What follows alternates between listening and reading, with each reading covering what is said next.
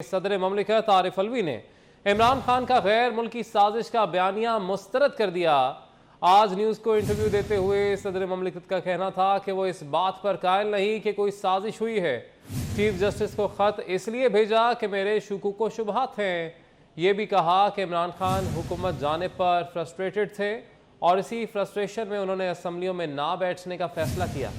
عمران خان نے اپنی کشتیاں جلائیں۔ نیوٹرل والے بیان کی وضاحت وہ کر سکتے ہیں، میں عمران خان کا وکیل نہیں ہوں۔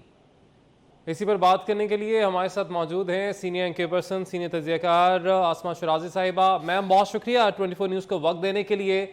آج آپ نے ایک خصوصی انٹرویو کیا صدر مملکت کا، جس میں انہوں نے بہت بڑی بات کہہ دی کہ وہ اس بات پر قائل نہیں ہے کہ کوئی بیرونی سازش ہوئی۔ مزید ان کا اس حوالے سے کیا کہنا تھا؟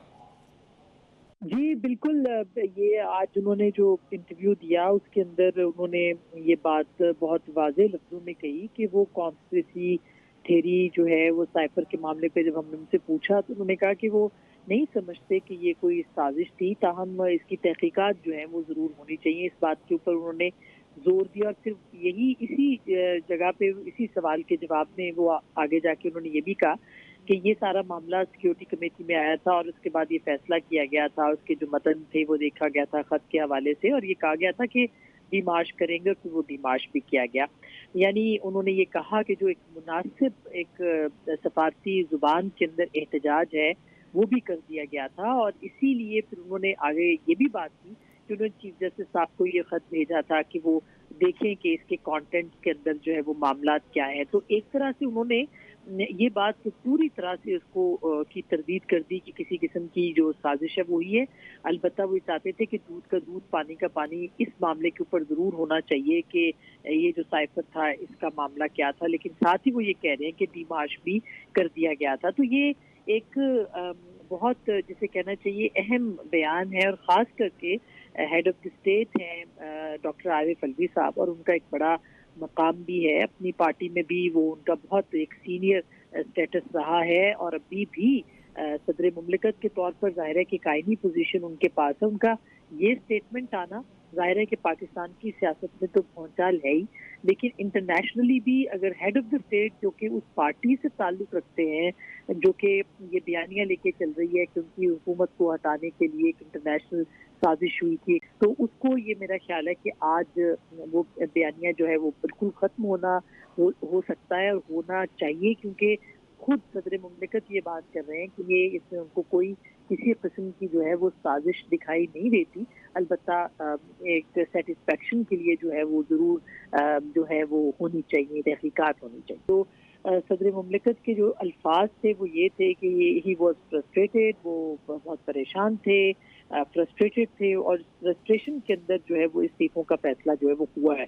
تو ایسا لگتا ہے ہم اس کو اگر پڑھیں اس بیان کو یا ان کی گفتگو کو تو ایسے لگتا ہے کہ جیسے ایک پچھتاوا ضرور موجود ہے تحریک انصاف کے حلقوں میں، لیکن صدر صاحب نے پھر آگے جا کے ایک جگہ پہ ایک سوال کے جواب میں انہوں نے یہ بھی کہا کہ عمران خان صاحب جیسے سوال ہم نے پوچھا تھا کہ آپ نیوٹرل سمجھتے ہیں کہ فوج ہے اس وقت، انہوں نے کہا کہ رہنا چاہیے، اور پھر جب ہم نے پوچھا کہ عمران خان صاحب تو یہ سمجھتے ہیں کہ نیوٹرل نہیں رہنا چاہیے فوج کو، تو انہوں نے کہا کہ یہ ان کا اسٹیٹمنٹ ہے اور ان کو خود اس کی وضاحت کرنی چاہیے، میں اس کو ایڈوکیٹ نہیں کر رہا، اور یہ آپ کو ان سے پوچھ لینا چاہیے کہ وہ کیا سمجھ، یعنی انہوں نے ان کی وکالت نہیں کی اس معاملے کے اوپر اور ایک آئینی پوزیشن جو تھی اس کے اوپر بات کی۔ اس طرح سے دیکھا جائے تو انہوں نے یہ جو سائفر کی سٹوری تھی اور یہ جو سازشی بیانیے کی سٹوری تھی، اس وہ بارے میں سے کافی حد تک ہوا صدر مملکت نے نکالی ہے۔ ٹھیک ہے، آسمہ شرازی صاحبہ میں جوائن کیا ہے سینئر اینکر پرسن، سینئر تجزیہ کار ثنا بچہ صاحبہ نے، اور سینئر تجزیہ کار سلیم بخاری صاحب نے بھی، ان کو بھی شامل گفتگو کریں گے۔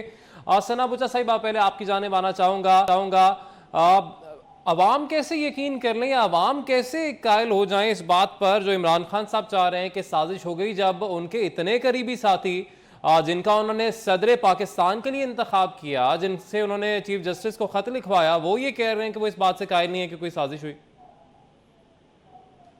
دیکھیے انہوں نے کہا یہ کہ میرے ساتھ قوم ہے، میرے ساتھ عوام ہے، ہم بھی یہ غلط فہمی میں شکار ہو گئے کہ ان کے ساتھ عوام ہے. اب آپ سوال کریں کہ عوام کو سچ کیسے بتائیں، تو عوام کو تو سچ معلوم ہے، اور عوام کیسے آپ پروو کریں گے کہ پوری عوام یا پوری قوم عمران خان صاحب کے ساتھ ہے.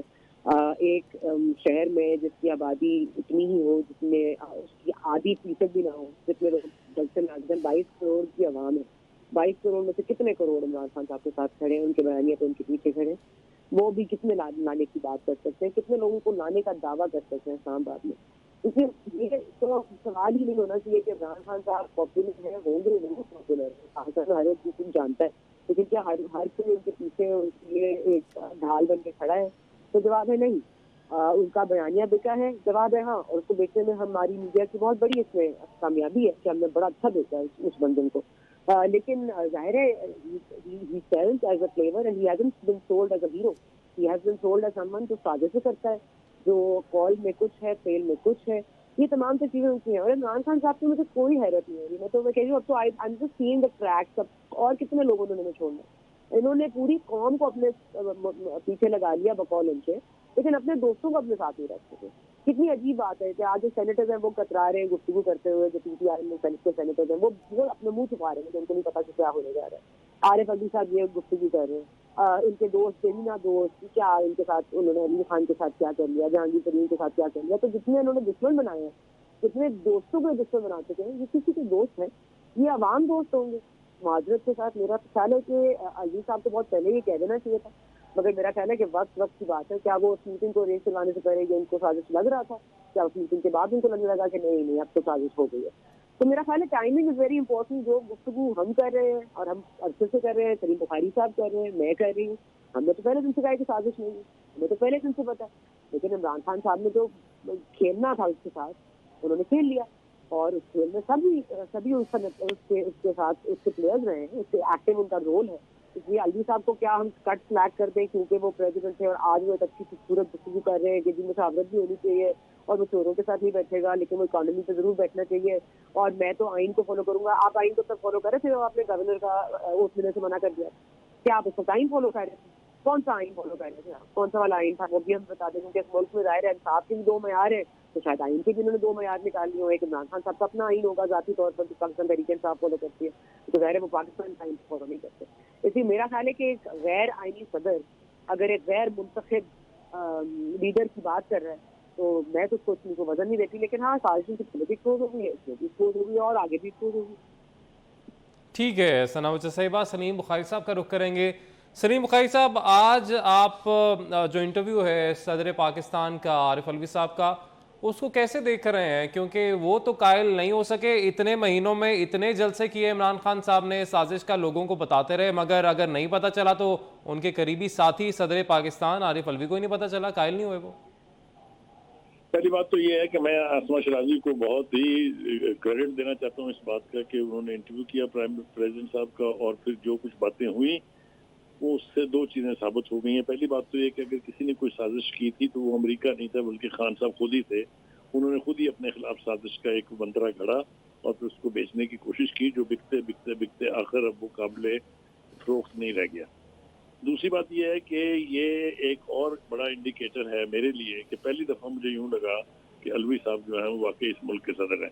اس لیے کہ ڈھنگ کی بات کی انہوں نے، سچی بات کر دی انہوں نے واضح الفاظ میں یہ کہہ دیا ہے کہ میں ہی جب قائل نہیں ہوں جو کہ ان کی پارٹی کا الیکٹڈ پریزیڈنٹ ہوں، تو باقی تو جو خط لکھنے کی بات کر رہے ہیں وہ کہتے ہیں میں نے کہا تھا کہ اگر اس میں کوئی باقی دور کا شک و شبہ ہے وہ بھی آپ نکال لیں.